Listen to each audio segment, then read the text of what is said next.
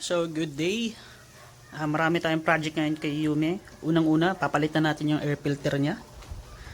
Tapos, papalitan din natin yung coolant.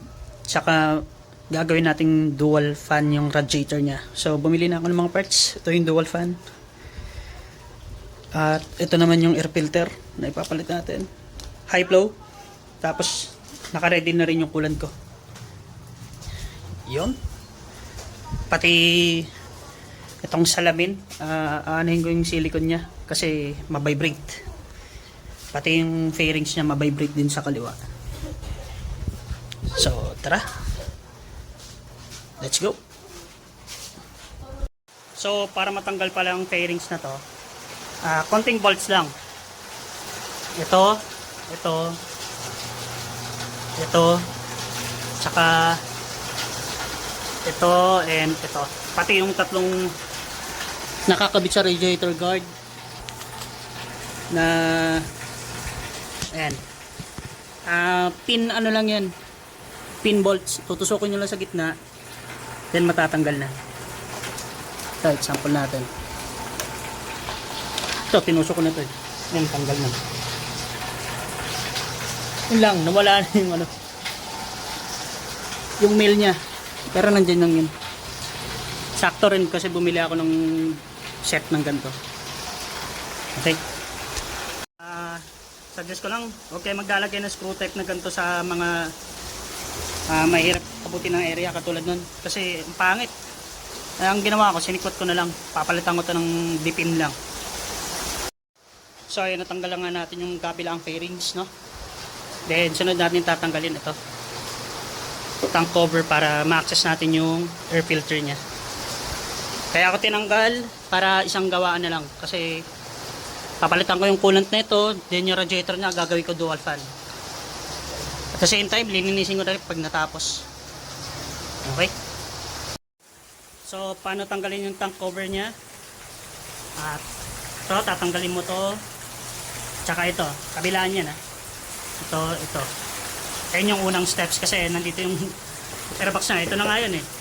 Hindi mo ma-access yung basta-basta. Okay. Then, pag natanggal mo na yung mga yon, tanggalin mo muna to, yung battery cover. So, paano tanggalin to? Pagkatanggal nyo na po, may latch dito. Pag hinilan nyo to, lalabas yun. Hilahin natin. Kopya.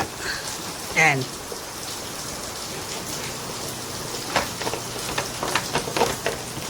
Okay. So, para malinis tayo, wala tayong harang sa mga Pag inangat natin to, walang problema. Then, after pala nyan, tanggalin mo na rin itong mga bolts na to. Ayan, sa tank cover. So, once na natanggal nyo yung tank cover, ito na. Tanggalin nyo na ito sa gilid.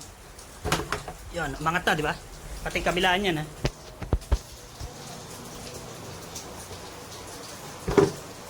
Okay.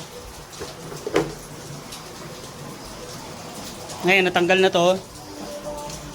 Set aside. Ingat kayo sa pagtatanggal ng mga tornilyo ng tank cover, ha. Kasi, baka lumusot yan dito. Pag lumusot yan, patay ka. Ngayon, sunod na gagawin, tatanggalin mo tong kabilaan na to. Tapos, iangat mo yung tangke. Okay. So ngayon natanggal na natin to.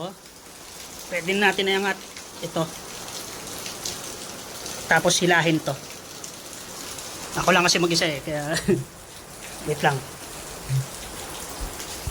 So ayan na, kita nyo na yung air filter. Dumi, di ba? Pero parang stock ba to? Pero parang siya, high flow air filter, pero madumi na eh. So since high flow naman din to at hindi na stock, palitan ko na lang. Kung lilinisan ko to, kapit ko na isa. Kung dumumi naman tong isa, at least ito malinis na, kakabit ko na lang ulit. Imagine mo yung tatanggalin mo para lang makapagpalit ng air filter, oh. Hayop.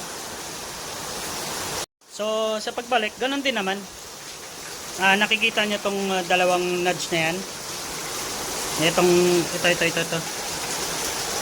May sukan yan doon. Ayan. Lulusot mo yan dyan. Ganun lang. Madali lang yan. Tapos, balik ko na. Okay na yun. Yun. Tapos na nating mapalitan yung air filter ni Yume. Ngayon naman, ang next project natin is i-upgrade natin yung radiator niya. Gagawin nating dual fan ang radiator niya. Kasi notorious ang KTM sa overheat dahil nga dito sa tambutso na to. Ayan. Dahil nakadikit siya sa makina halos. Oh. Kita nyo? Kung traffic, napakainit niyan. Kaya see you next video. Ciao!